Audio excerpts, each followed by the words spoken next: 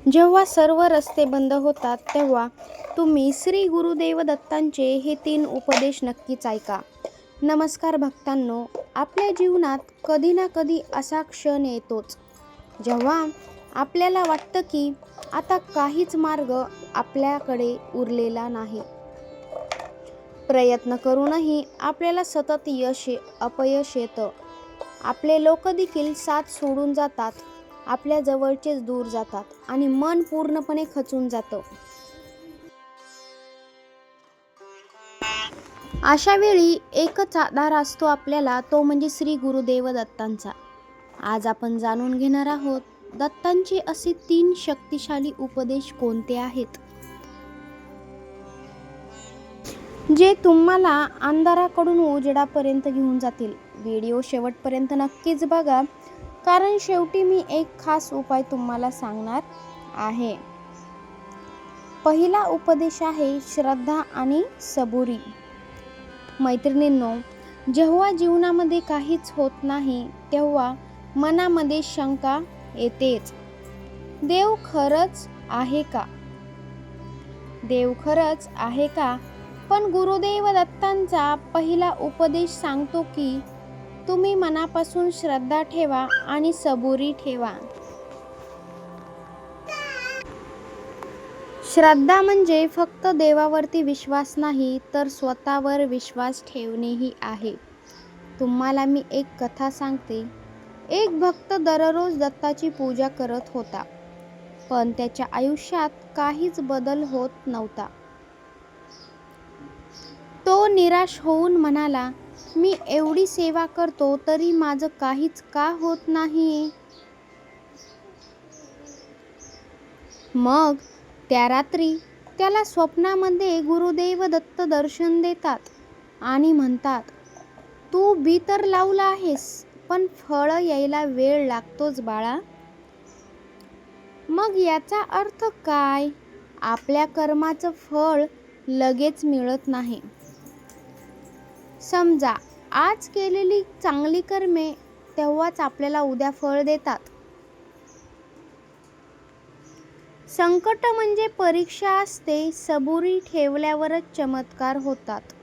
म्हणूनच जेव्हा सर्व रस्ते बंद वाटतात तेव्हा तुम्ही अजिबात धीर सोडू नका.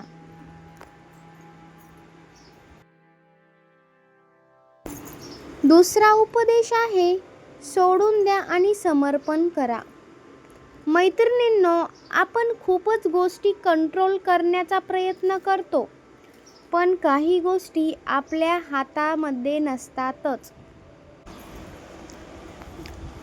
गुरुदेव दत्तांचा दुसरा उपदेश आपल्याला सांगतो की सोडून द्या आणि सर्व काही दत्तांवरती सोडा. एक कथा ऐका. एक माणूस नदी पार करत होता.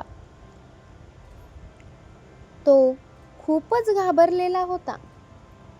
त्याने गुरुदेव दत्तांचा नामजप सुरू केला आणि अचानकच त्याला वाटायला लागलं, मी नाही, दत्त माझं रक्षण करत आहेत. आणि तो सुरक्षित पार झाला. जे आपल्या हातात नाही ते सोडून द्यायला शिका. देवावरती पूर्ण विश्वास ठेवा. समर्पण केल्यावर भीती संपते.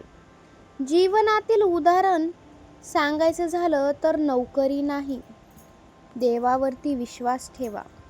पैसा नाही, देवावरती सोडून द्या. नाते संबंध तुटले तर स्वीकार करायला शिका, कारण गुरुदेव दत्त नेहमी आपल्या पाठीशी आहेत. तिसरा उपदेश आहे सेवा आणि नामस्मरण. मैत्रिणींनो, गुरुदेव दत्तांचा सर्वात मोठा मार्ग म्हणजे सेवा आणि नामस्मरण.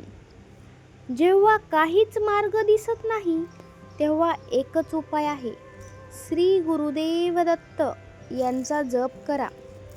एक छोटीशी कथा ऐका.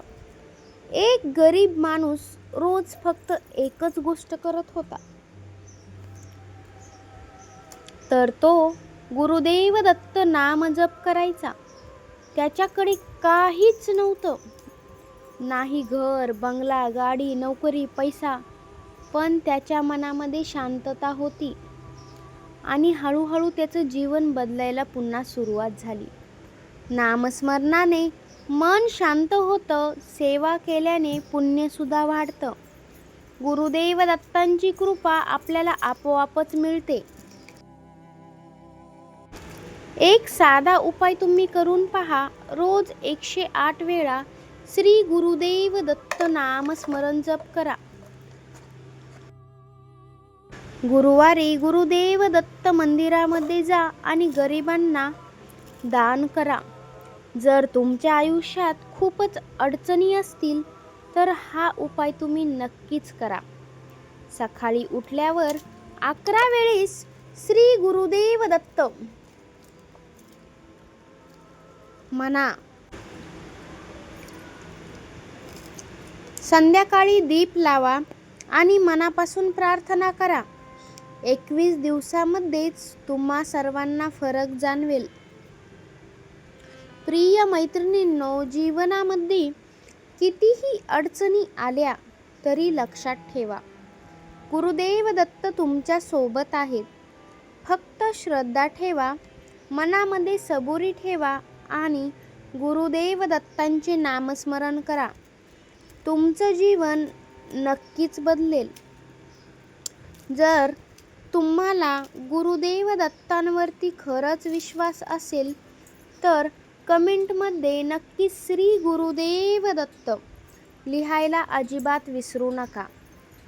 व्हिडिओ आवडला असेल व्हिडिओला लाईक करा आणि अशाच आपल्या भक्तिमय माहितीसाठी आपल्या चॅनलला सबस्क्राईब आणि व्हिडिओला हाईप द्या. श्री गुरुदेव दत्त यांची कृपा सदैव तुमच्या परिवारावरती टिकून राहील, हीच माझी ईश्वरचरणी प्रार्थना आहे.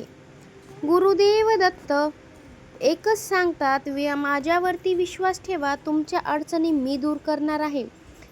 मनामध्ये श्रद्धा ठेवा, महत्त्वाचं म्हणजे सबुरी ठेवा आणि माझ्यावरती जर शंका असेल तर ती तुम्ही सोडून द्या, कारण मी योग्य वेळ आली की तुम्हाला तुमच्या कर्माचं फळ देतोच. त्यामुळे तुम्ही फक्त कर्म करत राहा. तुम्हाला तुमच्या कर्माचं फळ योग्य वेळेला नक्कीच देईल. वाईट कर्म सोडून द्या, वाईट बोलणे सोडून द्या, वाईट शब्दांचे आचरण करू नका. मी तुमच्या पाठीशी खंबीरपणे उभा आहे. तू 1 पाऊल टाक, मी 10 पावले तुला पुढे घेऊन जाईन. श्री गुरुदेव दत्त.